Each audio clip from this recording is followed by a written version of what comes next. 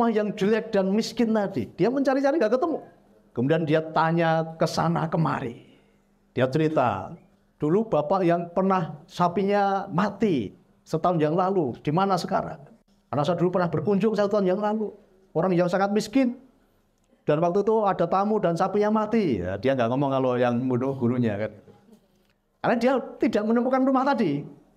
Dia sudah tidak menemukan rumah yang tadi paling jelek tadi. Akhirnya lah penduduk ditunjukkan. Itu loh, rumah yang paling megah. Itu orangnya ada di situ. Ada keajaiban nggak kira-kira? Ada keajaiban. Nah kemudian dia laporan sama gurunya. Guru, aku sudah ketemu sama dulu yang pernah kita ke sana. Yang sapinya guru bunuh.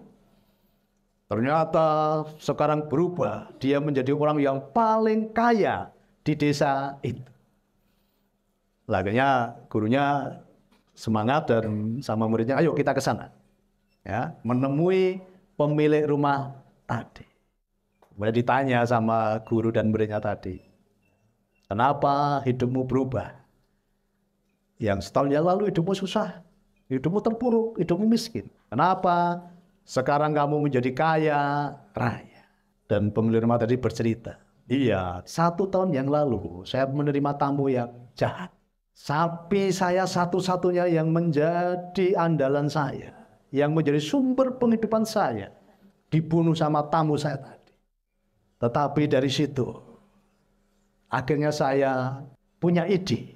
Ternyata di kampung kami, itu semua penghasil susu. Jadi mereka kalau beli sayur, itu mahal harganya. Karena nggak ada di kampung itu yang menanam sayur, karena semuanya menghasilkan susu. Nah karena sapi saya penghasil susu mati. Sementara di lahan itu ada banyak kotoran sapi menjadi pupuk. Akhirnya saya menanam sayur-sayuran. Dan ternyata sayurnya tumbuh subur. Dan semua orang kampung ini kalau beli sayur ke tempat saya.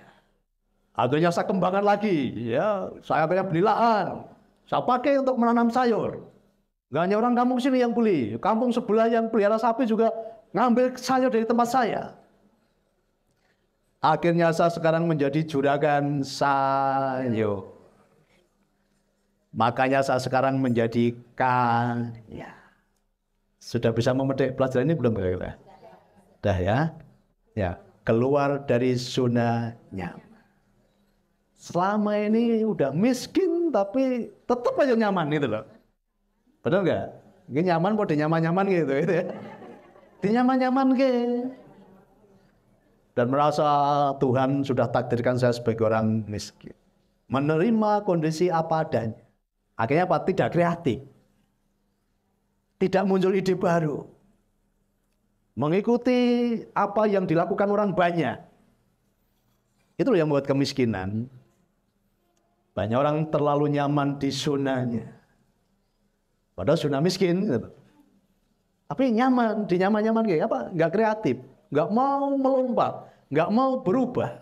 Jadi kekayaan dimulai dari mana tadi? Kekayaan dimulai dari ide.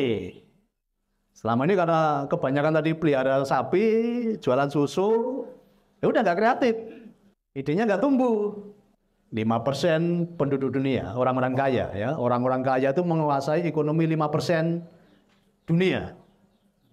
Jadi orang-orang terkaya dunia itu menguasai 5% perekonomian dunia.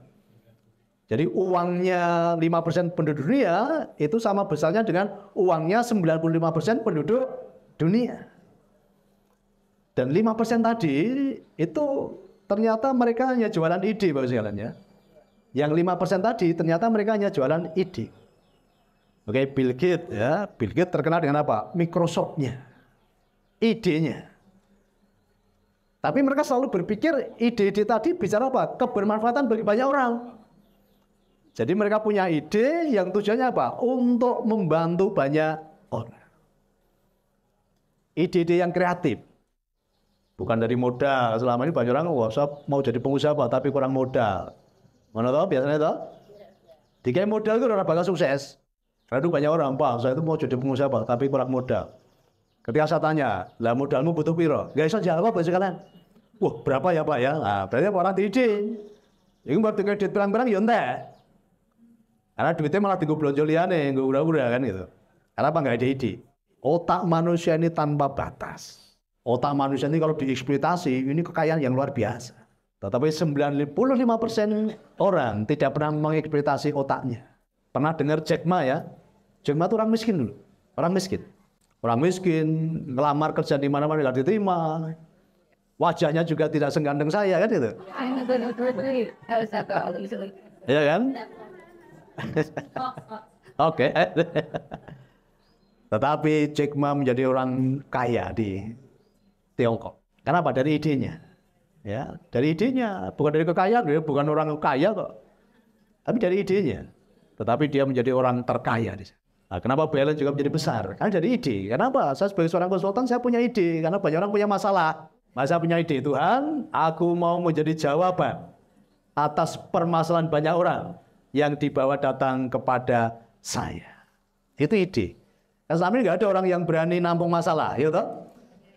Banyak orang menghindar masalah tuh, masalah gue abot, gue malah ngeterima masalah kan itu. Tambah ngeluh toh, akhirnya curhat, iki podo mumet iki. Maka saya pernah ngasih lelucon, ada orang curhat, bagaimana caranya dapat pekerjaan gitu kan. Kemudian ada temannya bilang gini, ini ada peluang bagus, kamu bisa kerja di situ dengan gaji 20 juta per bulan, gitu kan. Nah, dia udah berbunga-bunga, wah gaji 20 juta per bulan. Kemudian dia tanya, apa pekerjaannya, gitu kan? Pekerjaannya mencarikan saya pekerjaan yang gajinya 30 juta per bulan. Gitu.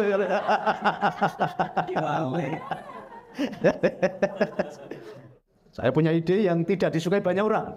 Kan gak ada yang suka menerima masalah gitu kan, apalagi menampung masalah.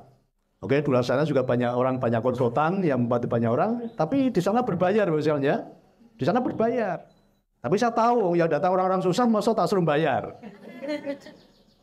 Maka di sini gratis, ya, dikasih pendampingan gratis, ya, kasih makan gratis, kasih tempat tidur gratis. Kenapa? Yang datang orang-orang susah, masa suruh bayar? Mereka bilang, Pak, saya mau ke Salatiga tapi nggak punya uang, gitu kan? Sama saya tuh, besok poso, ada Salatiga nggak punya duit. Dan saya bilang, yang penting sampai Salatiga, nanti pulang tak sanggup nih. Kenapa kena tak transport sih? Ya nak mangkat. Gue belum jauh kan? Nah, itu. Saya katakan, sing penting teko Salatiga, nanti pulang tak sanggup nih, saya bilang. Karena saya tahu ya, Tuhan saya, Tuhan yang berkelimpahan, Tuhan yang tidak pernah kekurangan. Justru semakin kita punya banyak manfaat bagi orang lain, berkatnya pun semakin tadi. Semakin banyak yang kita salurkan, yang masuk pun semakin banyak. Maka kalau saya memberi pendampingan orang yang bebannya berat, itu udah bertahun-tahun nggak ada jawaban, semakin terpuruk, ya jawaban saya sederhana, wes, uteknya diselehke sih. Karena Pak, otaknya udah sampai, ya toh, udah mengi puluhan tahun, udah tambah apa, malah tambah blesek kan gitu. Makanya otaknya ditaruh dulu. Nah, ini pelajarannya otaknya taruh itu gini ya. Bapak ini berat atau ringan nih? Ringan. Kira-kira pegang sehari kuat nggak? Nggak toh? Padahal ringan toh? Nah, sama, masalah itu seperti itu gitu loh. Masalahmu jadi ringan. Tapi rata mbok selehke dadi abot. Ketemu Gusti Allah masalah itu gowo. Ya lah. Ya, dolan masalah itu gowo. Susah abot toh. Makanya selehno masalahmu, aja digowo terus. Nanti menjadi ringan, yang jadi berat apa? Karena bawa kemana-mana masalahmu itu loh. Nah, masalahnya digendong kemana-mana gitu kan. Apalagi sering ngomong, waduh aku punya masalah yang berat, punya masalah yang besar. Gitu. Jadi kalau masalahmu besar, Tuhanmu kecil. Ya. Tapi banyak orang selalu, wah masalah sangat berat. Nah, berarti Tuhanmu kecil. Kenapa kita gak ngomong? Masalahku adalah masalah yang biasa. Tetapi Tuhanku adalah Tuhan yang luar biasa. Nah, sekarang kebalik, masalah yang digedeke Tuhannya dicilike. Akhirnya ya Tuhan yang tidak punya kuasa, wong Tuhannya dari cilik, Tuhannya langsung bantu, wong Tuhannya Tuhan yang biasa kan itu. Padahal Tuhan itu Tuhan yang luar biasa. Bahkan banyak orang menjual kemiskinannya, gitu loh. Untuk apa?